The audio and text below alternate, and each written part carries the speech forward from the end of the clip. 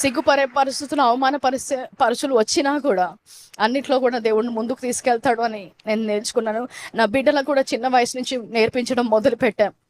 ఆ రోజు తన మమ్మీ పోయిన వారమే కదా చాలా డబ్బులు ఉన్నాయి, ఈరోజు నా ఫీజు కట్టలేదని స్లాట్ లేదంటున్నావు ఏంటి మమ్మీ అంటే, అదంతా కూడా మనం చర్చికి ఇచ్చాం కదా అంటే వాళ్ళు అన్నారు, ఏంటి ఇంత డబ్బు ఇస్తామా మనం చర్చికి అందనమాట.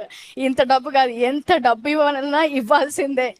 సో చిన్నప్పటి నుంచి కూడా మేమిద్దరం కూర్చోబెట్టి వాళ్ళకి చెప్తాము, ఇచ్చినప్పుడల్లా కూడా పిల్లల్ని కూర్చోబెడతాము. ఇదంతా కూడా దేవునికి ఇస్తున్నాము. దేవుడు మన జీవితంలో ముఖ్యమైన వ్యక్తి. ఇంతకు ముందు ఉండే కారు కూడా మేము ఇచ్చినప్పుడు చెప్పాము, మనకి ఇప్పటి నుంచి మంచి కారు ఉండదు, చిన్న కారు ఉంటుంది, కానీ దేవునికి ఇవ్వడం మీరు నేర్చుకోవాలి అని వారు చిన్నప్పటి నుంచి వాళ్ళకి నేర్చుకున్నారు. కాబట్టి పిల్లలు కూడా అర్థం చేసుకుంటారు. సంఘస్థుల్లో కూడా కొంతమందికి తెలుసు, వారు కూడా అర్థం చేసుకుంటారు.